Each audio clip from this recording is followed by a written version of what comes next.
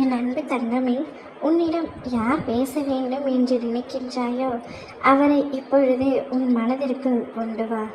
அது உன் உறவாக இருக்கலாம், நெருங்கிய நண்பராக இருக்கலாம், உன் சொந்தமாக இருக்கலாம், உன் அம்மா அப்பா, அண்ணன் தங்கை, அக்கா தம்பி, யாராக வேண்டுமானாலும் இருக்கலாம். அவர்களை மனதில் நினைத்து கொண்டு இப்பதிவை முழுமையாக கேட்டுவிடு தங்கமே. நிச்சயமாக நாளையே அவர்களிடம் இருந்து உனக்கு அழைப்பு வரும். நீ ஏதாவது ஒரு தவறு செய்துவிட்டு அவர்களை பிரிந்து இருக்கின்றாய். நான் தவறு இழைத்துவிட்டேன், நான் அவர்களிடம் மன்னிப்பும் கேட்டுவிட்டேன்.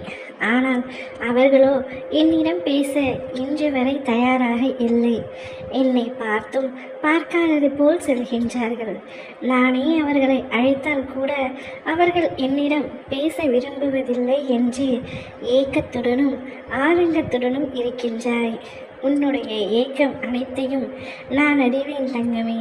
உன்னுடைய பாசம் உண்மையானது, உன்னோட குணம் நேர்மையானது. ஆனால் சிறு இடத்தில் நீ செய்த தவறினால் அது இப்பொழுது இந்த அளவிற்கு உன்னை பாதித்திருக்கின்றது. அவர்களும் உன் மீது அளவு கடந்த அன்பு வைத்திருப்பவர்கள்தான். ஆனால் நீ செய்த சிறு தவறை அவர்களால் தாங்க முடியாமல் இன்று வரை உன்னிடம் மனம் விட்டு பேச முடியாமல் தவித்து கொண்டிருக்கின்றார்கள்.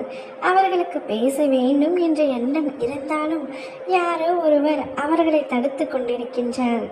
கவலை வேண்டாம் தங்கமே. நீ பேசும் நபர், நீ விரும்பும் நபர் யாராக இருந்தாலும் அவர்களை உன்னிடம் நான் பேச வைக்கின்றேன். அவர்களை மட்டும் மனதிற்குள் நினைத்து கொண்டே இந்த நாளை நீ கழித்து கொண்டே வா. நிச்சயமாக நாளையே நான் அவர்களை உனக்கு அழைத்து பேச சொல்கின்றேன். நிச்சயம் நாளை நீ சந்தோஷப்படும்படியான நாளாக இருக்கப் போகின்றது. குறித்து வைத்துக்கொள். உன் அப்பா நான் வாக்கு தவற மாட்டேன். சொன்னதை நிச்சயமாக செய்து காட்டுவேன். செய்து முடித்த பின்புதான் நான் இனிமேல் உன்னிடத்தில் வருவேன் தங்கமே. அப்பொழுது நீ எனக்கு நன்றி சொல்வாய். அப்பா, நான் உங்களை நம்பவில்லை, ஆனால் நிச்சயமாக உங்கள் வார்த்தையை நீங்கள் நிறைவேற்றி விட்டீர்கள். நான் எப்படி உங்களுக்கு நன்றி சொல்வது என்றே தெரியவில்லை என்று கண்ணீருடனும் ஒரு பக்கம் சந்தோஷத்துடனும் நீ எனக்கு நன்றி சொல்ல போகின்றாய். உன்னுடைய நன்றியை உன் மனதிற்குள் வைத்துக்கொண்டு என்னுடைய நாமத்தை ஜபித்து கொண்டே இரு. நிச்சயமாக உன்னை நான் நல்வழிப்படுத்துவேன். உனக்கான சந்தோஷம் எதுவென்று தேடி தேடி உனக்கு நன்மை பயணிப்பேன். நிச்சயமாக உன்னை நல்வழியில் அழைத்து செல்வேன். ஓம் முருகா.